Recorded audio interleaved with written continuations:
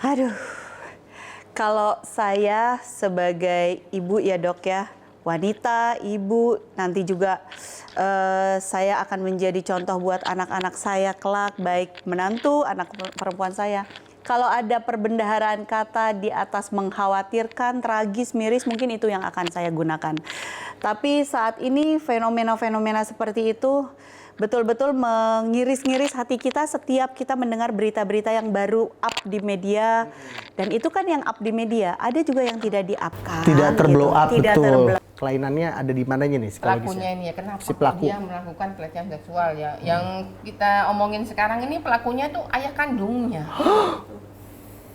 Ayah kandung. Nah itu kelainan psikologisnya apa?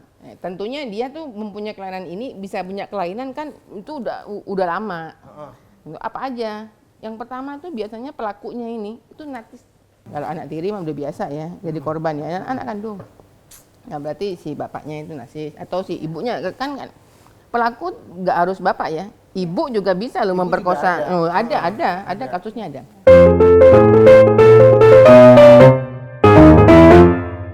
Hai Pinusian, selamat datang di Kedai Pintar, satu-satunya program edukasi seksual kolaborasi antara pinusi.com dan juga Perempuan Sadar Vagina, mengangkat hal-hal tabu menjadi ilmu karena selalu ada ilmu di Kedai Pintar. Hai Kak Martini. Hai. Ketemu lagi kita. Baru beberapa jam yang lalu kita bersama. Bentar. Saya dulu mau ngomong. Tumben hari ini Kak JJ bajunya kece kali. Aku sama Kak Martini tadi abis arisan. Sebelum kesini dok, kita ada kumpulan dengan para Sosialita. Arisan temanya casual look. Iya. Jadi Kak Martini yang arisan, saya yang ngocok. Beda ya. Kan ngocok arisan. MC. Kan ngocok arisan Iya. ya kan. Jadi temanya kita casual look ya Iya, kayak. Keren banget. Bu dokter tetap ya bersahaja. Iyalah. Ya, seneng banget. Kamu tetap batik.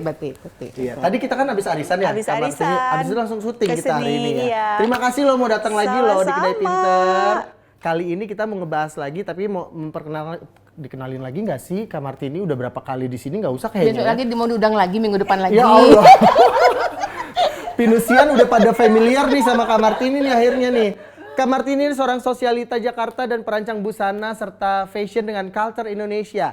Kita sambut Martini Suarsa. Yeay. Terima kasih. Luar biasa loh, episode lalu banyak yang komen, ih pinter banget kakak ini ya. Sosialita jarang-jarang ada yang kayak gini ya gitu. Enggak, mereka curiga, jangan-jangan dubbing gitu. Oh enggak lah, ini asli, asli dong. Teman-teman aku juga banyak yang mes sama KJ, makanya tadi arisan diundang dong. Di bawah. MC. Makanya satu hari ini 2 kali ketemu KJ. Iya, banyak tante-tante. Sayang banget gue sukanya om-om. Coy. Enggak, bercanda ya. Selamat datang loh Kak, makasih loh udah hadir lagi loh. Iya. Dan dokter kesayangan saya, Dr. Inge Setio Arianto selaku dari founder Perempuan Sadar Vagina. Hai dok. Tetap sehat ya. Always. Kasih ilmu lagi nih hari ini. Hari ini Episode ini. ada aja, kita kulik yang bikin serem. Ah, ada genderuwonya. Ya udahlah. Ada pokoknya. pocongnya. Apa ada bencongnya? Lebih serem dari itu semua. Lebih serem dari itu semua. Kalau Wah. muka dokter udah serius gini, kita yang deg-degan. Deg-degan. Jangan-jangan saya yang dibahas. Oke, tema kita pada hari ini adalah pelecehan seksual terjadi di lingkungan keluarga. Apa penyebabnya?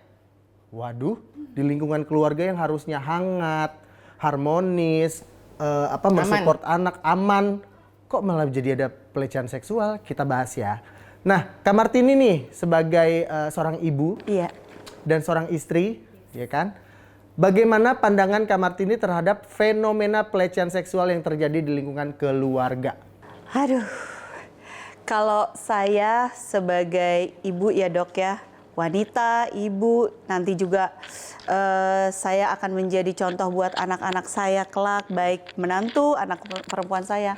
Kalau ada perbendaharaan kata di atas mengkhawatirkan, tragis, miris, mungkin itu yang akan saya gunakan.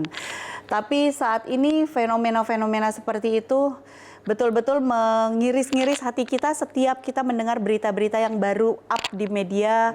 Dan itu kan yang up di media, ada juga yang tidak di-up kan. Tidak terblow up, Tidak betul. terblow up gitu. Jadi setiap membaca, menonton berita itu rasanya hati saya yang teriris-iris gitu. Bagaimana kalau saya di posisi si ibunya gitu. Mungkin saya nggak bisa membayangkan deh Kak Jay, Dok. Makanya, aduh sakit sekali mendengarnya. Apalagi beritanya viral, terus Viral. wajah anaknya sampai Iya, tersebar di sosial media. Masa betul. depannya pasti bakal hancur Iya, gitu kan. betul Dok. Aduh, serem banget ya. Bu dokter, apa kelainan psikologis yang menyebabkan pelaku melakukan pelecehan seksual? Kelainannya ada di mananya nih psikologisnya? Pelakunya ini ya, kenapa Si kok pelaku. dia melakukan pelecehan seksual ya? Yang kita omongin sekarang ini pelakunya tuh ayah kandungnya.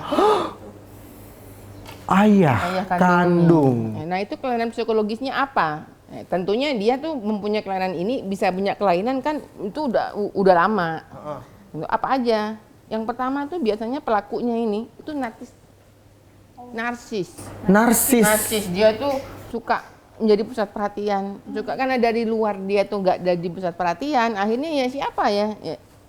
Di lingkungan keluarga Di keluarga sendiri. sendiri ya anak ya mungkin saking dia di luar dia Bukan apa-apa. nggak ada Nobody's, pengakuan yeah. karena memang dia bukan siapa-siapa ya. Oke. Akhirnya ya orang yang anak kandungnya itu. Kalau anak tiri mah udah biasa ya jadi korban ya anak kandung. Nah berarti si bapaknya itu narsis atau si ibunya kan pelaku nggak harus bapak ya. Ibu juga bisa loh Ibu juga memperkosa. ada. Oh, ada kasusnya ada. Yang kedua orang ini suka mengeksploitasi orang dan memanipulasi orang. Oh, Mungkin dulu dia biasa jadi korban eksploitasi dan dimanipulasi. oke. Nah, di rumah relasi kuasa, dia berkuasa, dia balik mengeksploitasi. Karena di luar dia nggak bisa mengeksploitasi siapa-siapa. Balas dendam jatuhnya. Iya. Selanjutnya, orang ini biasanya suka ini, gue selalu benar, mencari pembenaran. Perbuatannya, ya sekali lagi, di luar dia jadi korban. Nah, di rumah dia nyari korban. Oh, seperti itu ya Dok ya. Jadi dia mencari mangsa baru. Ya karena di lingkungannya itu dia kepala rumah tangga mungkin, jadi punya andil yang besar sehingga melakukan seperti itu. Dan yang tidak bisa kita nafikan Bu Martini, Kak JJ di gimana ya? Kan kita ini istilahnya sekarang apa ya istilahnya perempuan itu kan selalu diposisikan di bawah. Oke. Nah, kenapa kok banyak korbannya itu anak kandungnya tuh perempuan? Nah, karena itu banyak orang menganggap perempuan itu sebagai objek. Misoginis. Memang ya udah perempuan objek. Karena itu memang sudah menjadi tradisi. Contohnya aja, makanya nanti Bu Martini kalau jadi mertua, kita kan calon mertua ya. Iya. Ayo mulai sekarang kita tuh jangan mempunyai cara berpikir, kita kalau misalnya anak laki-laki kita masakin mantu kita nggak apa-apa. Oke. Itu ya biasa aja. Nah, jangan suami tuh jangan sampai masak, karena sebagai itu harus masak. Nah, itu nanti yang akan membuat dia tuh perempuan tuh emang. Oh, oke. Jadi ya biasa ya, aja, ya, itu kan ya. kesepakatan mereka. Iya. Jadi itu kira-kira. Jadi yuk kita mulai sekarang jangan perempuan tuh apa sih istilahnya saya lupa. Jadi perempuan itu memang itu diantaranya yang membuat gangguan psikologis yang membuat kenapa orang tuh menjadi pelaku pelecehan seksual. Oke, tapi kalau misalkan si bapak Patriarki ini yang saya mau ngomong, Patriarki. Nah, Iya. itu Tapi karena kalau- kita sendiri yang membangun budaya itu sebetulnya. ya Terutama perempuan mertua. selalu perempuan selalu dijajah lah segala macam. Terutama mertua ya itu kita. Hei, untuk apa Ibu Kartini? Weh, udah emansipasi ya kan Bu Dokter? Tapi Bu Dokter kan itu kan seorang bapak ingin anaknya kan itu masih kecil di bawah umur apa? Ya Allah kagak ada. Nggak ada menarik-nariknya loh anak kecil wanita. Kak J, karena memang ada kelainan, dia narsistik. Karena memang itu sudah terpola. Kalau misalnya dia itu sudah di luar, dia sudah bisa sudah bisa ini aku ya, dia di rumah dia kan nggak butuh lagi itu semua. Ya dia itu semua dia nggak penuhi, dia nggak dapet, makanya itu dia. Karena emang ada kelainan. Kalau nggak ada kelainan ya nggak akan begitu. Aduh, serem ya. Kak Martini, menurut kakak apa yang harus dilakukan seorang ibu ketika mengetahui suaminya melakukan pelecehan seksual terhadap anaknya? Jadi ibu nih. Naudzubillah. Nauzubillah, coy, jangan sampai Iya. suami melakukan pelecehan pada anak. What should you do? Aduh, Berat sekali ya Kak J ya Pertanyaannya berat ya. Ini tim kreatif berat banget pertanyaan Iya. lo. Tadi kita habis ketawa. Sekarang Langsung deret Iya. langsung. Oke, seorang ibu walaupun dia perempuan, tetap dia sebagai pemegang kontrol di dalam rumah. Jadi menurut saya seorang ibu itu adalah head of control-nya di rumah. Di bawah kendalinya siapa yang dia izinkan bersinggungan dengan suaminya, bersinggungan dengan anaknya, masuk ke dalam rumahnya, di area di dalam lingkungan rumahnya, itu ibu yang harus punya kontrol. Kenapa si ibu ini harus punya kontrol? Perempuan itu tidak bisa disangkal dia punya sense of crisis yang tinggi. Oh gitu. Kadang-kadang malah kalau over kan, kamu berburuk sangka atau suuzon, padahal bukan. Alarm perempuan itu bekerja dengan sangat-sangat sensitif ya dok ya. Karena kita yang mengetahui habitual action atau kebiasaan sehari-hari suami kita, anak kita, pembantu kita atau driver kita, semuanya kan itu di bawah pengawasan kita. Jika ada sedikit saja yang berubah, pasti kita sudah punya alarm sensitivitas untuk, loh kok ini biasanya tidak berani, sekarang berani, kok hubungannya seperti ini sekarang. Itu kan ibu mempunyai sensitivitas seperti itu. Nah, tapi apabila sudah terjadi, kan tadi yang ditanyakan apa yang dilakukan apabila ini terjadi. Kalau saya dan mungkin ibu-ibu di luar sana pun sepakat dengan saya, bahwa kembalikan kepada ranah hukum, bahwa setiap pelaku pelecehan seksual ringan maupun berat pasti ada konsekuensi hukumnya. Baik itu kita memang betul-betul untuk memberikan efek hukuman ataupun efek jerah. Jadi siapapun pelaku pelecehan, apalagi itu dilakukan oleh suami kita misalnya, nauzubillah min dzalik, ya langsung dengan tegas tanpa menggunakan pertimbangan atau perasaan, kita serahkan kepada yang berwajib. Seperti itu sih Kak Jay. Oh iya, no excuse ya. No excuse. Hey. Bu dokter, apa yang langkah yang harus diambil ketika ada anak di luar sana yang mengalami pelecehan seksual tapi tidak berani melapor karena takut atau karena diancam apa segala macam? Ini kita bagi untuk para pinusian. Pinusian kalau misalnya seandainya menjadi korban pelecehan seksual, yang pasti satu, berani bertindak. Ya berani bertindak saat itu harus bisa ngambil sikap. Keluar dari rumah itu, cari zona nyaman, zona aman, cari. Misalnya di rumah itu bapak kandungnya melakukan pelecehan seksual, jangan tinggal di situ.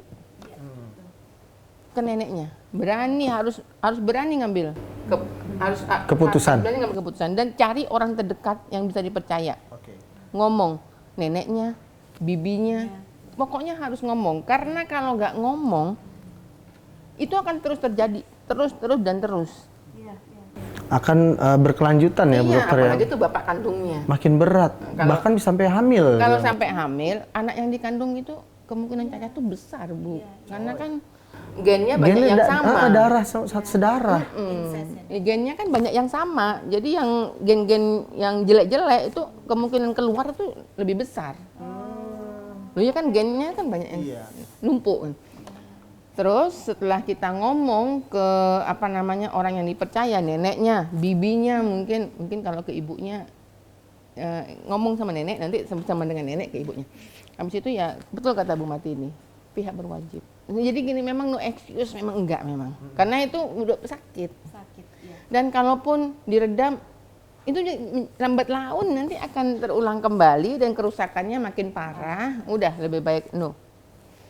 Dan selanjutnya setelah ke pihak berwajib, ikut konseling kejiwaan, harus itu.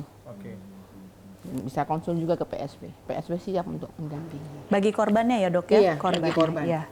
Oke, kalau korban yang nggak berani apa-apa juga, orang di sekitar korban bisa bantu juga seperti itu ya, Bu dokter ya? Makanya pokoknya berani ngomong, jangan sampai lu kan bapak saya, masa saya mau ngelaporin, enggak, memang harus. Ya memang harus siapapun itu, ya kan? Speak up, pokoknya speak up. Karena mungkin hari ini korbannya adalah anaknya sendiri, mungkin besok akan tetangga, akan siapa, banyak korbannya, jadi kayak predator ya Bu dokter ya? Predator, ya. Serem, coy. Menurut Kak Martini, bagaimana cara yang tepat untuk mencegah terjadinya pelecehan seksual di lingkungan keluarga? Kak J, Ibu dokter yang tersayang, Rasanya aku hari ini kok berat banget. Ini Materinya. Padahal cuma seorang sosialita dan desainer ya. Iya, karena akhir-akhir ini kan banyak sekali kan sampai ya tadi kalau boleh bahas banyak korban yang tidak berani speak up. Ya kan luar biasa memang kejahatan para predator pelecehan seksual ini. Jadi kalau jika kita ini diberi anugerah seorang anak ya dok ya, artinya kan itu amanah dari Tuhan yang harus kita jaga, kita lindungi, baik sebagai ibu ataupun bapak. Apalagi jika pelecehan itu dilakukan bapaknya yang notabene-nya adalah cinta pertama anaknya, dia adalah pelindung anaknya. Bagaimana patah hati dan hancurnya masa depan si anak akibat yang dilakukan bapaknya. Nah, yang terpenting itu kembali lagi saya bukan so agamis, tapi kuatkan pondasi agama sebagai tiang di dalam keluarga. Betul. Karena agama manapun pasti tidak membenarkan bahkan melarang perbuatan hal ini, pelecehan ini dilakukan baik di dalam lingkungan rumah, apalagi di lingkungan rumah maupun kepada lingkungan sekitarnya. Agama manapun. Jadi hakikatnya kembalikan lagi keluarga itu dengan pondasi agama yang kuat Kak Jai. Lalu kenali siapa saja yang berhubungan dengan anak kita, baik di dalam lingkungan rumah, misalnya kita punya ART, sebatas mana ART ini dapat bersinggungan, berinteraksi dengan anak kita, driver, kembali lagi meluas lingkungan sekolah, mau tidak mau, suka tidak suka, sesibuk apapun terjun langsung ke semua kegiatan anak kita. Sehingga ketika anak kita terjadi sesuatu, kita bisa mengklastering.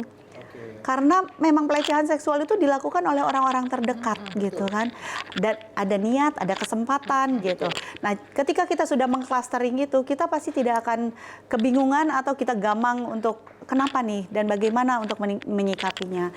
Yang ketiga adalah kita tidak boleh menutup mata, menutup telinga atas segala kecemasan atau keresahan yang terjadi di anak kita. Kadang-kadang anak ini mengadu kepada kita, diraba kakaknya atau diraba ayahnya, kakeknya, supirnya, itu kita jangan tutup mata dan telinga. Jangan bercanda itu, jangan bercanda, gitu.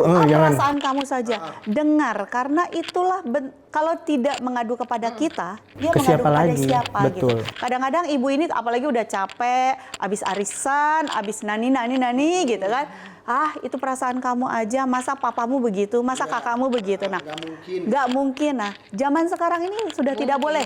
Tidak boleh. Nggak Kak. boleh denial seperti itu ya. Denial seperti itu. Dengar dan langsung sikapi. Langsung konfrontir gitu. Itu sih Kak J. Jadi mudah-mudahan hal ini yang dilakukan oleh keluarga-keluarga di luar sana gitu kan. Bahwa jangan tutup mata dan telinga. Hadirin dan pemirsa, kita sambut Martini Suarsa, aktivis perempuan. Keren loh. Semoga Juara langsung loh. di-hire dalam sama Di-hire. komisi perlindungan anak ya. Pemberdayaan perempuan ini bisa jadi anggotanya mungkin ya. Jadi volunteer, garis keras. Menyuarakan suara hati ibu-ibu di luar sana ya, luar biasa. Terapi apa nih Bu Dokter yang harus dilakukan seorang pelaku pelecehan seksual dalam keluarga agar tidak sampai merusak anaknya karena nafsunya tersebut? Ada terapinya kah? Ada. Nah, tapi biasanya ini pelaku kekerasan seksual yang bisa diterapi ini yang udah masuk ke BUI, yang dia ada di lapas. Nah, iya kan. Nah, kalau misalnya dia nggak di lapas, dia belum dihukum, itu sebagaimana dia kan nggak ketahuan kan, nggak ke blow up. Nah, memang untuk di lapas-lapas itu untuk pelaku kekerasan seksual, terapinya ya kembali lagi tadi kata Ibu Martini, saya sepakat. Memang yang pertama tuh agama. Nah, di lapas itu agama udah pasti. Terus selanjutnya di lapas itu nanti akan disiapkan juga konselor kejiwaannya. Selanjutnya memang setelah terapi psikologis ya oleh konselornya, lingkungannya. Lingkungannya ini juga harus diterapi. Nah, ini lingkungannya ini yang belum nih. Lingkungannya harus diterapi nih. Ini kan si pelaku nih misalnya laki-laki nih, anak kan. Orang tuanya kayak mana dulu ini? Nah, ini orang tuanya si laki ini nih, bagaimana? Orang tua nanti dilihat saudaranya si pelaku ini seperti apa. Jangan sampai nanti ada korban juga, cuman nggak speak up. Nah, jadi dilihat dulu. Setelah itu, oh ya, kalau misalnya masih ada kemungkinan, nanti kan yang menilai kan dokter ya. Kalau ada kemungkinan untuk diperbaiki. Tapi ya sudah, mungkin kalau bisa diperbaiki. Nah, si istri ini, si pasangannya, ya ternyata suami kamu itu menjadi pelaku kekerasan seksual kepada anak kandungnya sendiri, mungkin karena ya ini masa lalunya, mungkin karena kebutuhan seksual dia nggak terpenuhi oleh istrinya, mungkin. Kalau coba ayo belajar di PSP. Atau bisa jadi kalau yang baru-baru ini itu yang di Jakarta itu Bu Martini, pelaku kekerasan seksual pada anak kandungnya itu memang lagi di pos.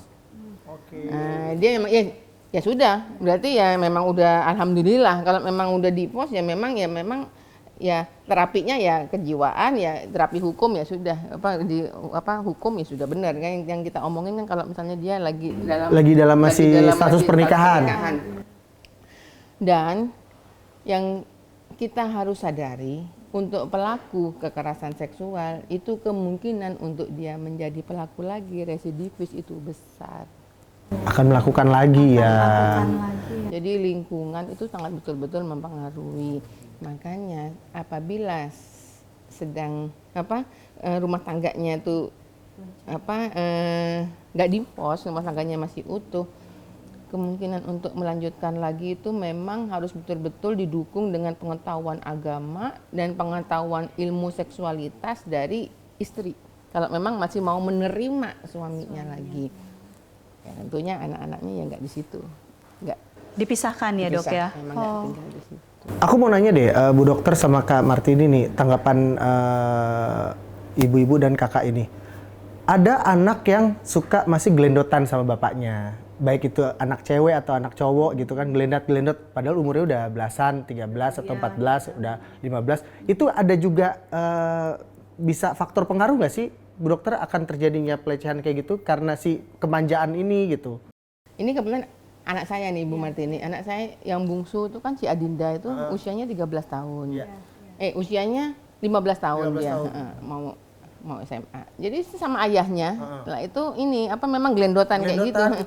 Kita ini kan dokter ya. Betul. Kita kan juga seorang ibu. Betul. Kita kan tahu gelendotannya seperti apa yang bisa menimbulkan birahi. Iya. Kan kita bisa ngelihat yang menimbulkan birahi itu kalau misalnya ini dan ini, ya kan. Selama gelendotan itu nggak ke situ, itu aman. Ya makanya kita memang sebagai seorang ibu, kita memang harus cerdas dan harus pengawasan melekat. Kita memang. Kalau di Kak Martini gimana? Dengan hal seperti itu? Seperti itu. Ya seperti yang tadi dokter bilang ya, kalau menurut saya selama masih di batas-batas wajar, manjanya anak, ya mau gimana lagi, kita juga kalau memang belum ada yang membahayakan ya kita belum sampai melarang lah. Tapi kan ya kita punya ini. Iya. Kan memang birahinya itu. Betul. Selama itu enggak ya berarti ini benar ini sama ini dong. Tapi ayahnya, aku nggak tahu sih dok ya. Kalau ayah itu biasanya makin besar anak, malah ayahnya ya kalau makin yang posesif secara ya? makin risih. Aduh, makin risih. Ini anakku nih udah umur udah gadis segini, nih gitu. Sana padahal anaknya masih mau manja-manjaan gitu.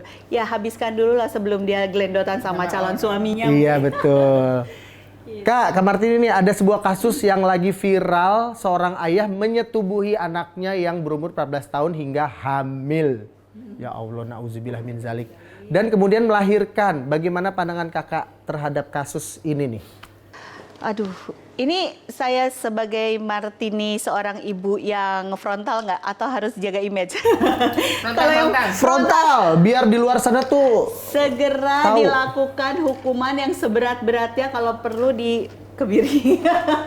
Iya. Ini seorang ibu yang ngomong ya. Ini seorang ibu yang Betul. ngomong. Karena ini sudah di luar nalarnya manusia sehat ya, sakit jiwa menurut saya, karena yang namanya dia memperkosa saja itu menimbulkan kerusakan psikologi dan kerusakan secara masif di keluarganya sendiri, kepada istrinya, kepada anaknya, kepada seluruh keluarganya, sosial masyarakat. Apalagi ini sampai hamil Dan melahirkan.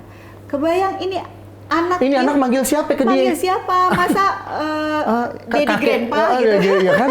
Nah, jadi kerusakan yang ditimbulkan ini betul-betul masif secara sadar dan sengaja, apapun alasannya, dia mau sakit jiwa, mau dia tidak manusiawi, tapi secara manusia dan secara hukum harus dihukum seberat-beratnya sih, Dok.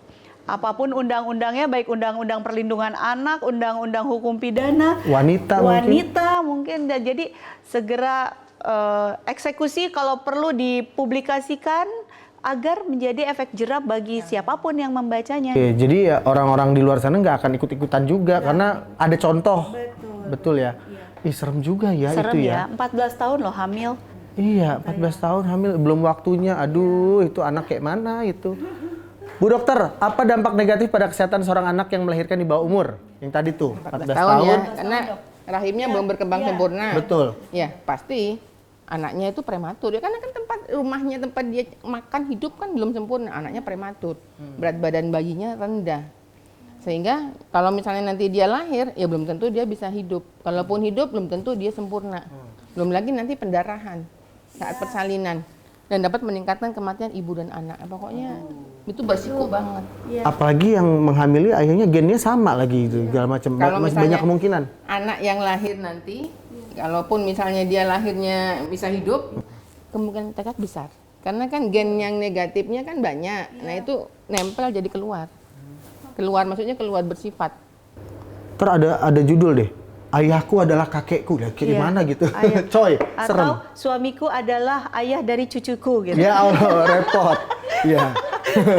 Kak Martini nih, menurut kakak apa yang harus dilakukan oleh orang tua dalam mendidik anaknya sehingga kelak anaknya tersebut tidak akan menjadi pelaku pelecehan seksual dalam keluarga, tidak menjadi pelaku nih. Cara didiknya gimana, Kak? Yang tadi kita sepakati bersama dokter, yaitu kembalikan ke pondasi agama. Seminim apapun waktu kita, tapi ajarkan pondasi agama kepada anak-anak. Karena di dalam agama itu, di situ ada bagaimana mengajarkan kehidupan sosial, kehidupan antar keluarga, antar teman. Nah, kembalikan lagi ke mereka, bangun kekuatan itu bahwa mereka harus menjadi manusia-manusia yang bermanfaat buat orang lain, bukan manusia yang perusak bagi orang lain. Lalu saya agak sedikit miris sih kalau misalnya kita tahu bahwa anak-anak kita ini potensial melakukan pelecehan seksual, baik melihat dari mereka bergaul maupun tayangan-tayangan, tapi kita diam saja. Nah, jadi menurut saya berikan informasi yang seluas-luasnya, kasih contoh-contoh kasus, contoh soal bahwa ini loh dampak dari kamu melakukan pelecehan seksual, baik ringan maupun berat. Ini dampaknya, ini contohnya gitu kan, bahwa kamu sebagai pelaku itu akan rugi secara hukum maupun sosial masyarakat, dan kamu juga mengorbankan orang lain yang kamu lakukan secara sadar gitu. Jadi informasi itu yang harus kita bangun dengan apa ya, secara sadar gitu Kak Jay. Terus menerus, jangan capek. Jangan pernah lelah ya. Jangan pernah lelah. Untuk mengedukasi keluarga ya di rumah tuh, biar jadi anak yang masa depannya cerdas emas. Ya, gitu. Bu dokter, kesimpulan episode hari ini. Kesimpulannya, kalau bicara masalah seksualitas, ini ilmu yang harus dipelajari seumur hidup. Oke, jadi nggak ada batas habisnya nih, Bu dokter. Seumur hidup. Seumur Karena hidup. ini termasuk di dalamnya hubungan seksual itu harus dilakukan dengan siapa. Oke. Itu harus dimasukkan di alam bawah sadar manusia sejak dini. Nah, kayak kalau kami di PSP, Ibu Martini, mulai mereka tuh SMP, SD, kita ajarkan syarat melakukan hubungan seksual. 1, tepat orangnya. Ya kalau orangnya tepat maksudnya tepat orangnya, tepat usia ya. Kalau laki-laki kan, kalau misalnya bapaknya kan nggak tepat orangnya. Nah, itu harus masuk ke alam bawah sadar sejak dini. Makanya itu harus didengung-dengungkan mulai anak tuh SD. Tepat orangnya, tepat waktunya, tepat tempatnya, privasi, sesuai dengan agama dan norma, tidak tanpa paksaan. Itu syarat melakukan hubungan seksual tuh sama PSP dimasukkan mulai anak-anak tuh SD. Sehingga kalau itu sudah masuk ke alam bawah sadar, insya Allah aku yakin nggak mungkin seorang bapak akan melakukan pelecehan seksual kepada darah dagingnya sendiri, karena sudah mancep, udah ada guidance-nya. Hubungan seksual itu dilakukan sama siapa? Suami dan istri Nah, gitu, ya, bukan ke suami atau anak atau ibu ke anak. Itu harus masuk ya seksualitas sejak dini sampai. Gitu. Dan harus halal. Tempatnya juga di depan, jangan belakang. Lu main belakang mulu lu ya, coy. Terima kasih. Sama-sama. Narsum-narsum aku yang luar biasa juara. Kak Martini terima kasih. Terima kasih, Kak J. Sampai ketemu di episode selanjutnya. Bu Dokter juga terima kasih. Sehat terus, banyak pasiennya. Amin. Amin. Pinusian terima kasih. Wassalamualaikum warahmatullahi wabarakatuh. Waalaikumsalam. Next kita arisan